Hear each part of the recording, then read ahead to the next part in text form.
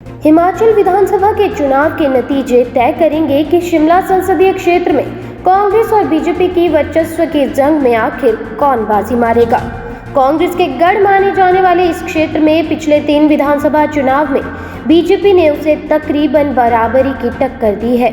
इस बार के चुनाव में कांग्रेस शिमला जिला को तो बीजेपी सिरमौर जिला को अपना स्ट्रॉन्ग होल्ड मान रही है, जबकि सोलन में दोनों के बीच कांटे का मुकाबला हुआ है। शिमला में कांग्रेस को सेब बागवानों की सरकार से नाराजगी को अपने पक्ष में मान रही है, तो सिरमौर जिला में हाटी समुदाय को अनुसूचित जाति का दर्जा मिलने से बीजेपी को उम्मीद है।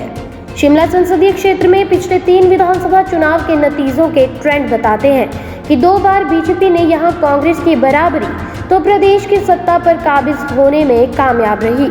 2007 के चुनाव में इस क्षेत्र की 17 में से दोनों प्रमुख दलों को 8 सीटें मिली हैं। ठियोग सीट पर निर्दलीय राकेश वर्मा जीते।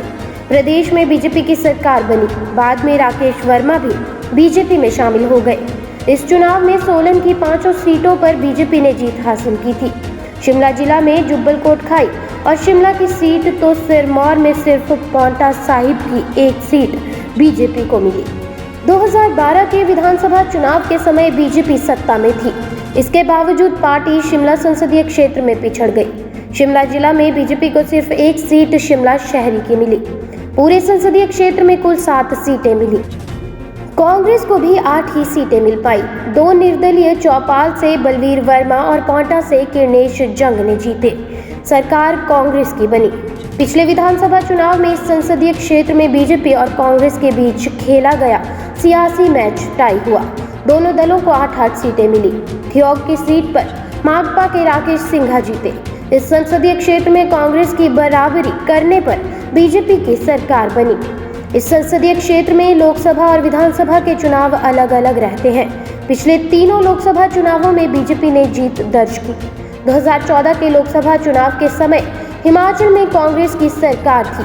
हालांकि पिछले 2 लोकसभा चुनावों में मोदी मैजिक बीजेपी की जीत का बड़ा फैक्टर रहा। इसी को भुनाने के लिए इस बार भी विधानसभा चुनाव से पहले शिमला तो चुनाव प्रचार के दौरान सोलन में बीजेपी ने पीएम नरेंद्र मोदी की रैलियां करवाई। शिमला संसदीय क्षेत्र कांग्रेस का गढ़ रहा है।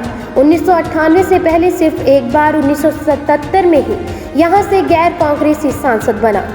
सोलन जिला से संबंध रखने वाले कांग्रेस के केडी सुल्तानपुरी लगातार 6 बार इस क्षेत्र से सांसद बने। इस बार के विधानसभा चुनाव में प्रदेश के 2 प्रमुख राजनीतिक दलों बीजेपी और कांग्रेस में से इस बार किसने शिमला संसदीय क्षेत्र में बाजी मारी है, इसका फैसला 8 दिसंबर को चुनाव परिणाम में सामने आने वाला है।